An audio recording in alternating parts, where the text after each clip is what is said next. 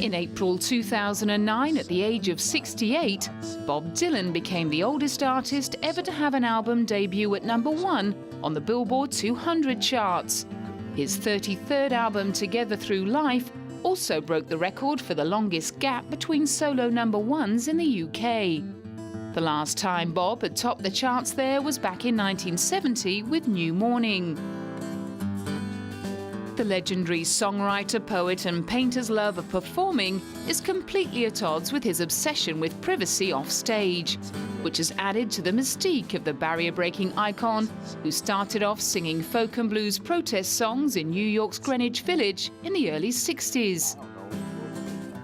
The political and social content of his songs and disregard for authority earned him his status as a modern-day prophet, and songs like Blowin' in the Wind, The Times They Are A-Changing and A Hard Rain's Gonna Fall have become anthems. In 2005, Martin Scorsese attempted to capture the many sides of a man who won a Pulitzer Prize for his profound effect on popular music and American culture in a documentary. Learning about Dylan is the constant recreating of himself, but always staying in line with the original inspiration to say something, has something to say, whether it's about a psychological or emotional state or it's about politics or whatever. And I think it's important in our society today for young people who are becoming artists, or budding artists, I should say, to remember it's more important if you have something to say than to make a lot of money. At the premiere of No Direction Home Bob Dylan, fellow film director Jim Jarmusch offered up his tribute. No, I met him briefly a few times. I'm just a big fan of one of the greatest visionary songwriters of the last 50 years. So he's just someone in music history that's so valuable. He loves the form so deeply of songwriting.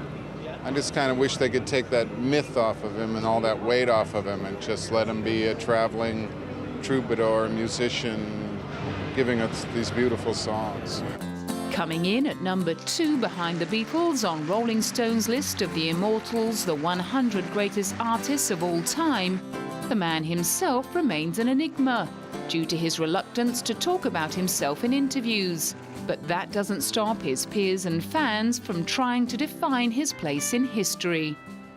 Just his uniqueness, you know, is obviously his lyrics, and the fact that he's still playing it every day for 300 days a year.